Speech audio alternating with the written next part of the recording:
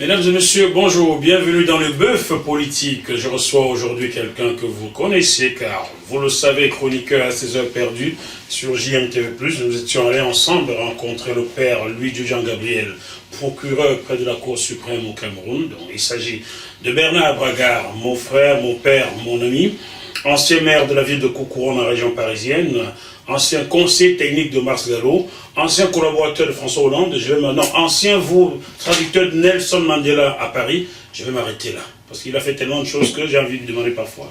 Bernard, qu'est-ce que tu n'as pas fait? Oh, tellement de choses.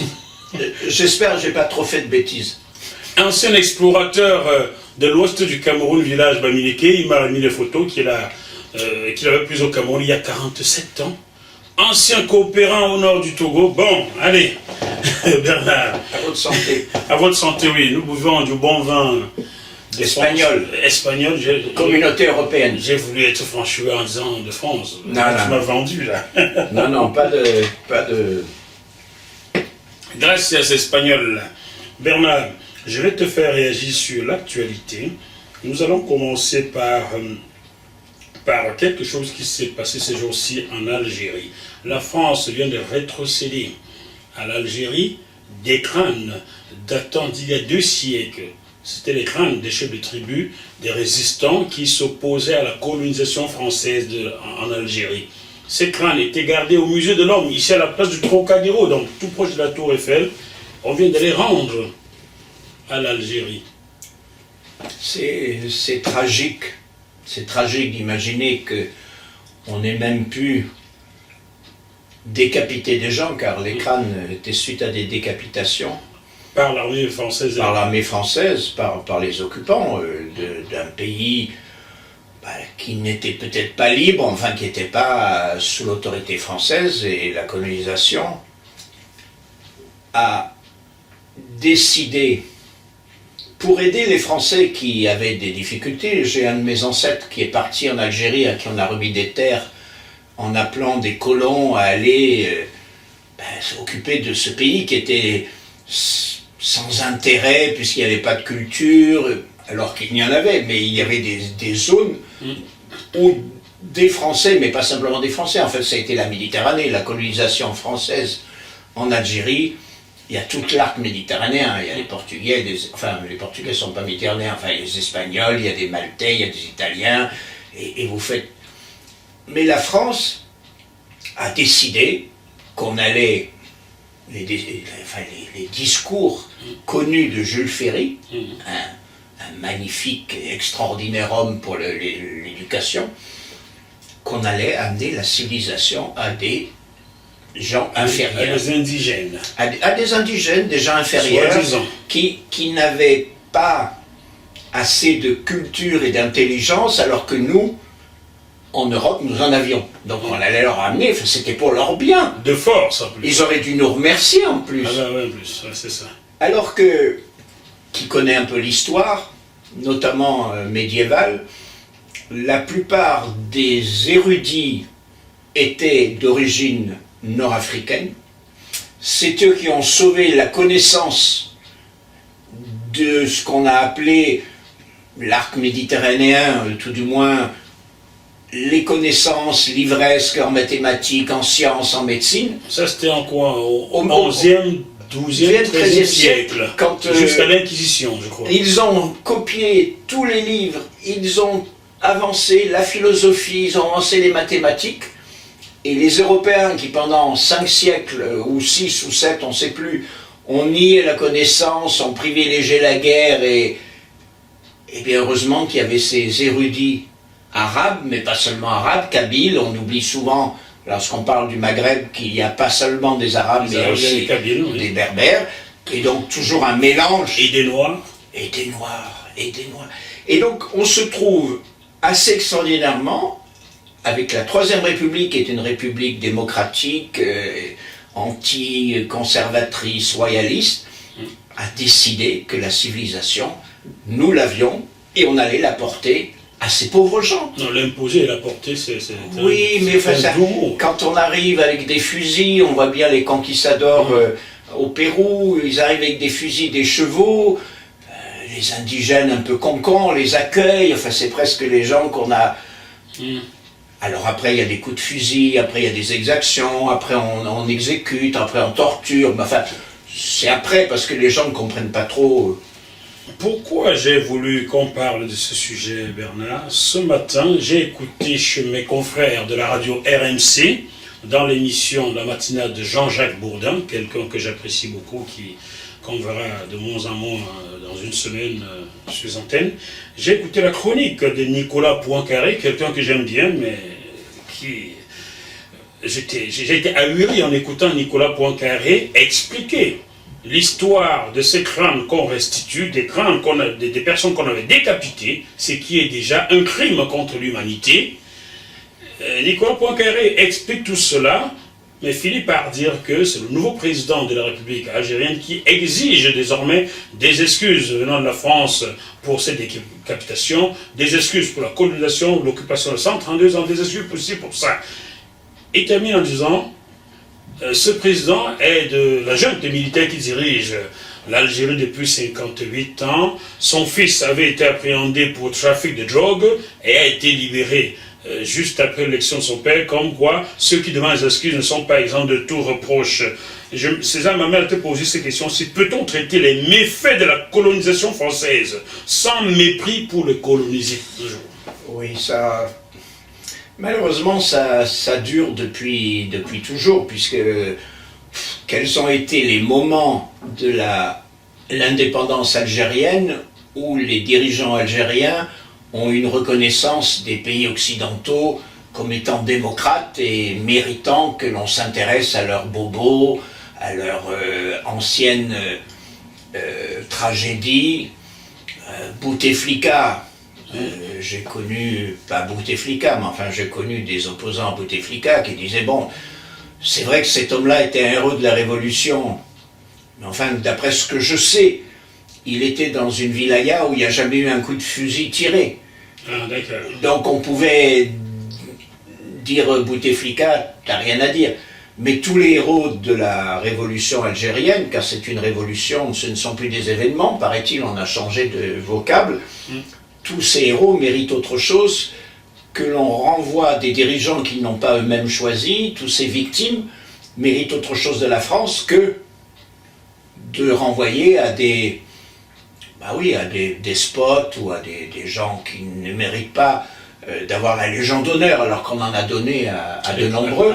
À de nombreux crapules, oui. Et moi, j'ai proposé, vous le savez, il y a quelques années, les assises de la mémoire, c'est-à-dire que chacun pouvant dire, voilà, je souffre d'eux, en France, dans un département, après au niveau d'une région, au niveau national, et que l'on acte ces souffrances inadmissibles, parce que là, c'est la colonisation algérienne. Alors vous avez une partie des pieds noirs, et pas tous, qui revendiquent aussi leurs souffrances. Il y a eu des exactions. Mais de là à dire que on n'a rien à céder aujourd'hui à l'Algérie que des crânes, après 200 ans, non, c'est une histoire. Alors, le candidat Macron avait dit que c'était un crime contre l'humanité.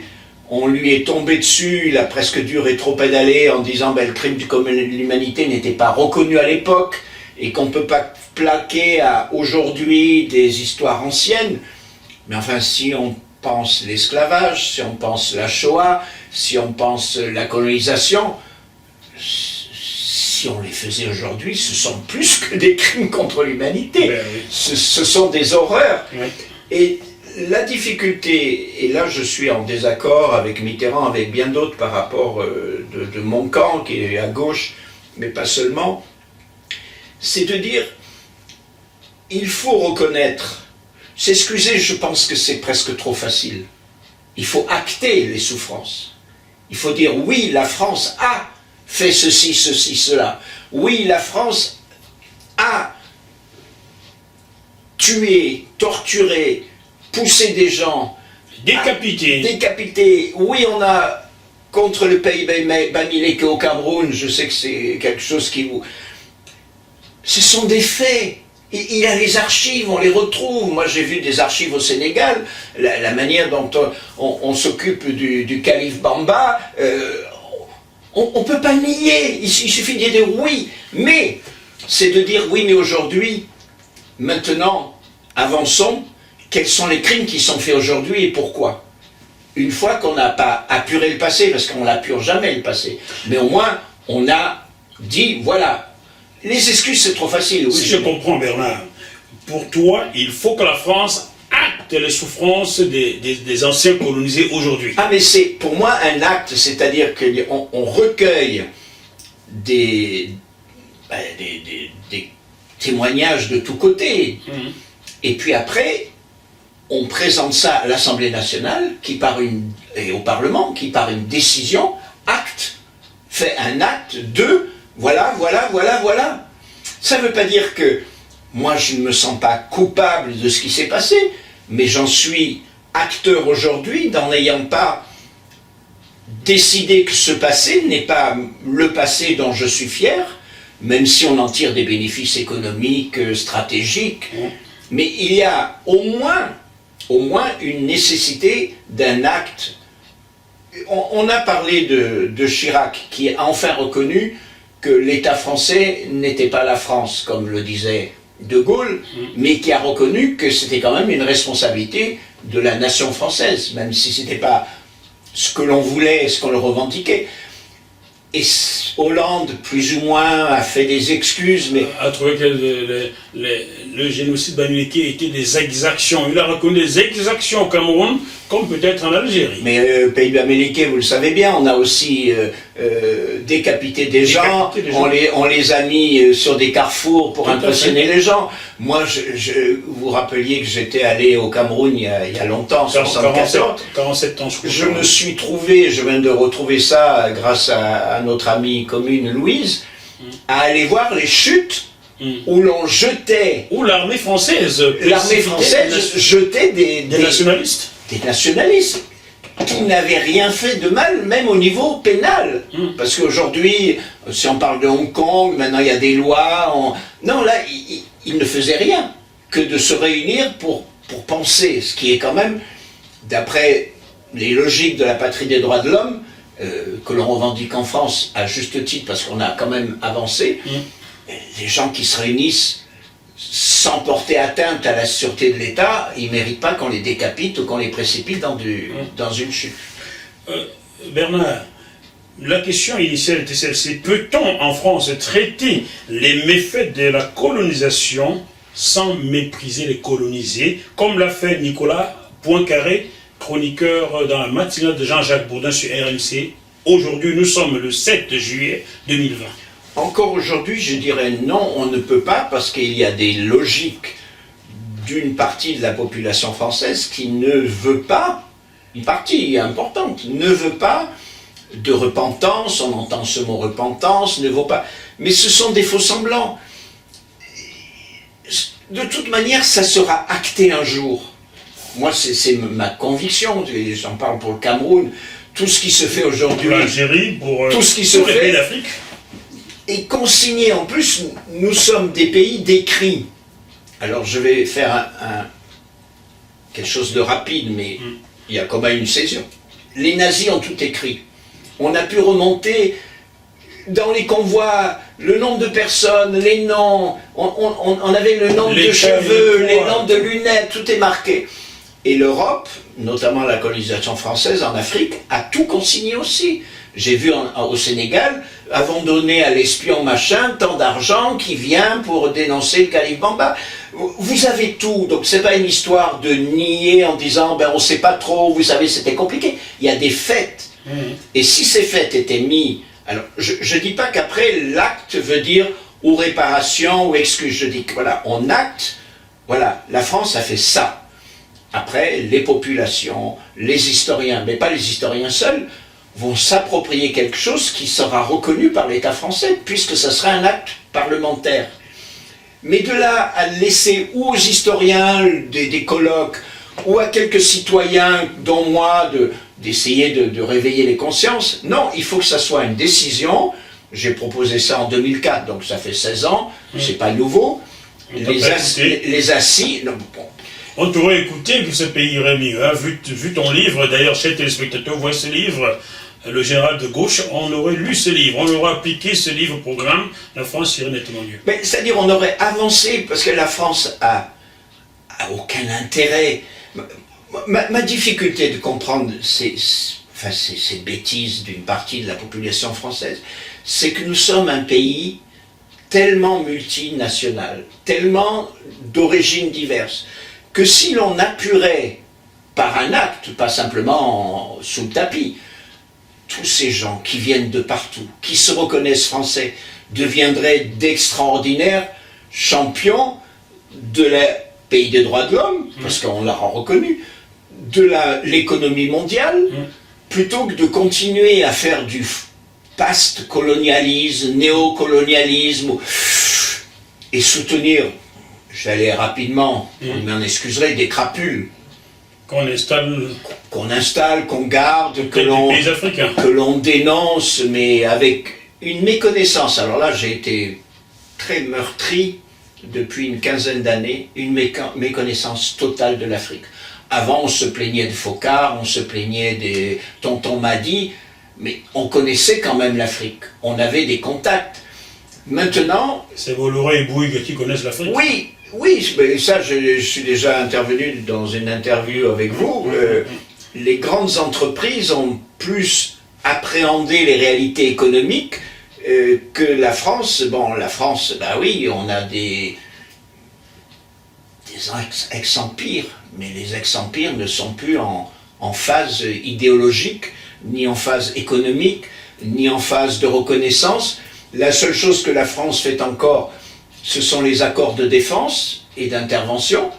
Il suffit que Macron l'a dit, il suffit que des États changent et dénoncent ces accords, il faudra en écrire d'autres, et moi je suis d'accord pour changer, de même que je suis pour mettre à bas l'OTAN et l'Organisation d'Atlantique Nord, qui était, suite à la Deuxième Guerre mondiale, tous les accords de défense en Afrique, et notamment en Afrique francophone, parce que les Britanniques c'est plus compliqué, sont liés à une histoire coloniale, mais il faut la dépasser. Tous ces accords, d'ailleurs, je le dis chez les téléspectateurs dans mon livre, ils ont vendu mon frère, il faut négocier tous ces accords-là, car ce sont des accords signés entre la France et la France. Mais bien sûr. Aucun pays africain n'a jamais signé un accord à la France, car si je vous nomme quelque part, vous chantez ma chanson. Alors, quelle légitimité avez-vous pour signer au nom du peuple alors que vous avez été nommé par votre maire? Aucune légitimité. Un des exemples terribles, c'est le Togo. Si on pense à Olympio et à Faïnia Singbe, la France, à ce moment-là, alors, je sais, et c'est toujours des logiques compliquées, je ne veux pas être systématique, mais justement, je voudrais qu'on en parle et qu'il y ait des grands débats, des vrais débats enfin. En Algérie, il y a eu des vrais débats. Moi, j'ai un ami très proche qui m'a dit qu'il y avait un quasi-accord entre Guy Mollet et le GPRA pour mettre fin à ce qu'on appelait les exactions à l'époque, mais on savait déjà dans le camp socialiste et ses fillots que ça allait aller plus loin, puisque ça faisait 60 ans qu'on mentait aux gens en leur disant on va vous donner la possibilité de vous affranchir, puis de l'autogestion, puis après l'indépendance. Et ces accords sont tombés. Mais sachons bien quand même que le FLN était en partie aidé ou manipulé par les services secrets américains. Britanniques, contre la France pour faire taire et De Gaulle et tous ceux qui n'étaient pas atlantistes. On pourrait dire merci à cette CIA américaine, car sans elle, le Nigeria aurait été coupé en deux. La France soutenait les bienfaits pour couper le pays en deux, récupérer du pétrole. Il a fallu que les Britanniques et les Américains viennent faire bloc pour... Alors la CIA, elle est accusée à juste titre d'avoir soutenu des gens qui après sont devenus des ennemis. Pour aller contre les Soviétiques, on a soutenu Ben Laden. Ils ont fait les mêmes choses en Amérique latine. Donc ne prenons pas exemple sur les Américains qui connaissent peu l'Afrique. La France avait une grande connaissance africaine. Dans tous les partis politiques, il y avait... non pas un monsieur Afrique, mais des cellules Afrique, des rencontres, il n'y a quasiment plus ça. Moi, je suis orphelin d'avoir des interlocuteurs pour parler du Sénégal, encore que ça aille mieux, du Mali, où c'est assez compliqué aujourd'hui, du Bénin, c'est compliqué. C'est compliqué, du Burkina, du Congo-Brazza. Très compliqué, du Cameroun plus que compliqué. Et à chaque fois qu'il y a un interlocuteur et que l'on parle, vous savez quand même ce qui s'est passé avec Ping, avec Makoko. Avec Amto. Avec Amto, les gens vous regardent comme si... Agoyome, au Togo. Presque ils vous regardent comme si vous nous parliez de la petite commune de Baume-les-Venise.